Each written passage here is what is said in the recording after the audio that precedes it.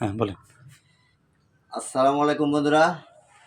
আমি বিগত 1999 গৌরীপুর বিদ্যুৎ অফিসে ইলেকট্রিশিয়ান অবস্থায় কাজকর্ম করে আসতেছিলাম। হঠাৎ দুর্ঘটনায় আমি আজকে 11 বছর হয় অ্যাক্সিডেন্ট করে ঘরে বসে আছি। সকলেই দেশবাসী যারা আছেন আমার জন্য দোয়া করবেন। আমার এই চ্যানেলটিকে একটু সহযোগিতা করবেন। আমি সকলের কাছে কোনো সহযোগিতার বলতে আমি টাকা পয়সা চাই না, ভিক্ষা চাই না।